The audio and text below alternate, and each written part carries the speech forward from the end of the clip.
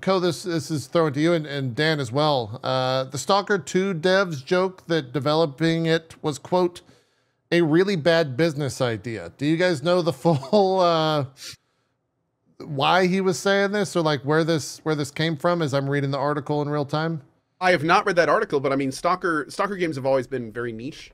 They've never been massive sellers, especially outside of their countries. So I mean, that's the only thing I can imagine. I'm assuming, I don't know what in reference they're talking to. I mean, they just develop a game through a war.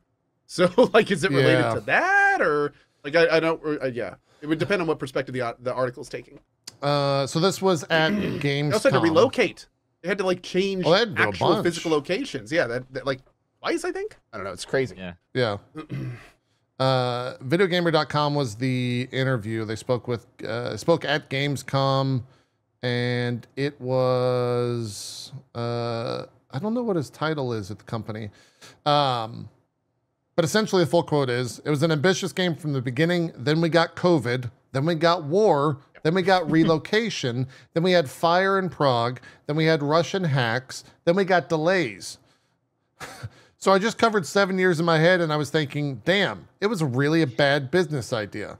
Yeah. Every delay cost a lot for us. 5 delays. The budget is way more than it was to start. For me, when we delay, we understand the reaction. We understand people are tired of waiting. You really want it to release as well. We just do what's necessary. We're on the finish line. It's about delivering the vision and experience now. So I can't believe that this game is coming out after like the war and COVID. Like they are Microsoft being the one funding them is like going to be their saving grace, because Microsoft can be very patient about stuff like that, because it's not, none of that's their fault. It's just like, it just happened after they started, and there's not much they could do about it. And I just hope that the game hasn't suffered because of that, because we haven't got to play it yet. I just hope it turns out as good as we're hoping it's going to be. Yeah. All the previews are very positive. So yeah. Yeah. I mean, just keep in mind, these are the developers of Stalker. So manage your expectations. Yeah. That's what I'm trying to say. Yeah. Yeah. Okay. That is. What do you mean? What do we mean? No, I know what you mean. I was gonna say, have you played Stalker? I have. I even tried to play. They had like a Tarkov mod spinoff, I think, that a lot of people ended up playing too, which is really cool. But I mean, like JP said, it looks really good from what we're seeing, and I loved the idea of Stalker 1.